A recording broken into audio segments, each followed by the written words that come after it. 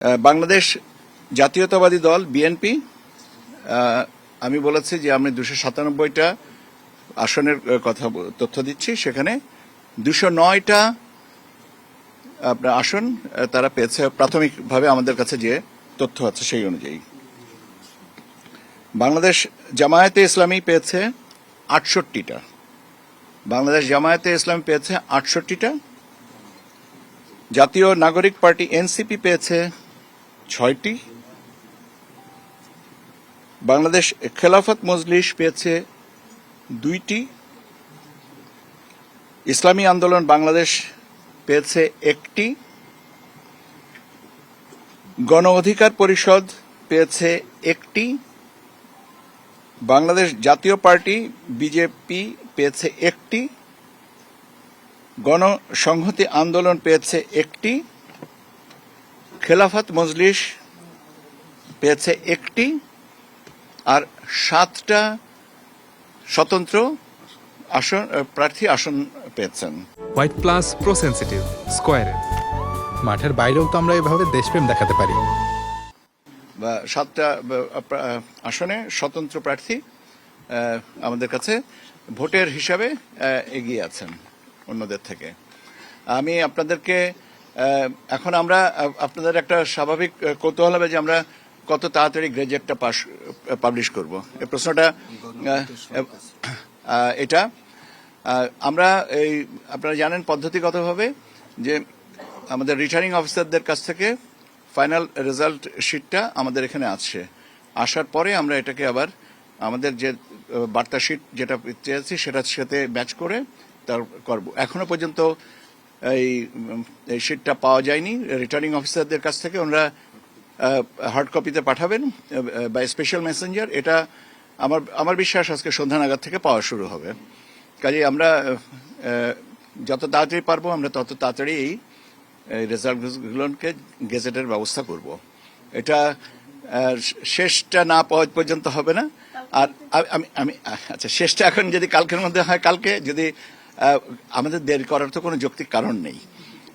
আমরা দেরি করে তো বরং সবাইকে আমাদের কোনো দরকারই নেই, আমরা তো তাড়াতাড়ি করতে চাচ্ছি। আর আরেকটা জিনিস যে এই গেজেটগুলো একসাথে পাবলিশ হবে, একটাতে আলাদা আলাদা না, একটা অর্ডারে একটা গেজেট অর্ডারে এটা পাবলিশ করা হবে। আমাদের প্রস্তুতি আছে।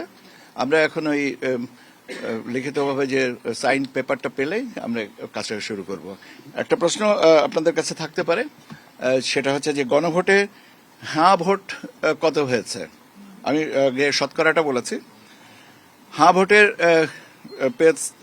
পক্ষে মানুষ মানে পরিবর্তনের পক্ষে হাঁ ভোটে ভোট দিয়েছেন 4,80,74,429 জন।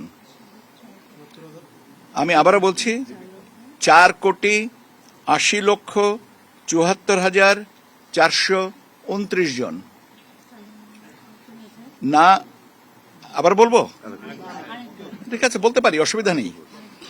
হ্যাঁ ভোটের পক্ষে বলেছেন 4 কোটি, আমি বরং সংখ্যাটা হিসেব করে আপনারা বোধহয়